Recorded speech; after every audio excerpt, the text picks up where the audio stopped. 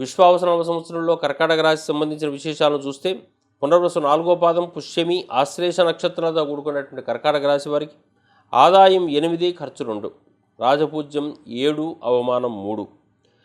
ఈ రాశి వారికి గురుగ్రహ సంచారం ప్రస్తుతం మే 14 వరకు లాభరాశిలో సంచరిస్తూ ఉండటం వల్ల అనేక రూపాల్లో ప్రయోజనాలు ఉన్నాయి. అనుకున్న పనులన్నీ పూర్తి చేస్తూ ఉంటుంటారు. తర్వాత అంతా కూడా సంవత్సరంలో ఎక్కువ భాగం అంతా కూడా వ్యయరాశిలో సంచారం కనపడుతుంది. ఖర్చు స్థానం లోపల ఖర్చు రాశిలో ఎక్కువగా ఉండటం వల్ల అనేక రూపాల్లో ఖర్చులు ఉండాలి.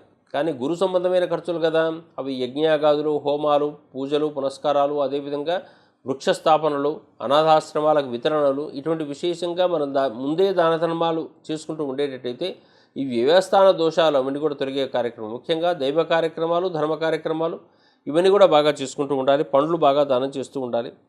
శని నవమ స్థాన సంచారం వల్ల అసంతృప్తి బాగా ప్రబలే అవకాశం ఉంటుంది. అనుకోని సమస్యలు ఏర్పడుతూ ఉంటుంటాయి. అయినప్పటికీ కూడా ఆధ్యాత్మిక రంగానికి సంబంధించిన విశేషాలు బాగా పెరుగుతూ ఉంటుంటాయి. క్షేత్ర దర్శనాలు బాగా కలిగే అవకాశం ఉంటుంది. అసంతృప్తి కాకుండా జాగ్రత్తలు తీసుకోవాలి. రాహువు అష్టమ స్థానానికి వస్తున్నాడు మే 18 తర్వాత.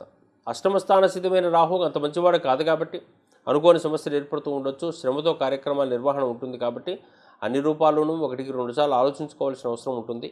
వ్యర్థంగా తమ సమయాన్ని, ధనాన్ని పాడు చేసుకునే ప్రయత్నం జరగకూడదని చెప్పి సూచన చేసుకోవాలి. ఇక కేతువు తృతీయ స్థాన సంచారం నుంచి ద్వితీయానికి వస్తున్నాడు. ఇతరుల సహకారం అనేటటువంటిది ఒక రకంగా ఉండేటట్టయితే ద్వితీయ స్థానం రావడం అనేటటువంటిది కుటుంబ ఆర్థిక వ్యవహారాలు మే 18 తర్వాత మొదలయ్యేటటువంటిది అంతా కూడా కుటుంబ స్థానంలో, ఆర్థిక స్థానంలో, అదేవిధంగా మాట విలువ, ముఖ్యంగా కేతువు మాట విలువకు సంబంధించిన దాంట్లో ఎక్కువగా నిరాశా ధోరణితో కూడుకున్నటువంటి మాటలు ఉండటం వల్ల తమను గుర్తించే అవకాశం ఉంటుంది. కాబట్టి 1-2 సార్లు బాగా ఆలోచించుకోవాల్సినటువంటి అవసరం మనకు కనపడుతూ ఉంటుంది.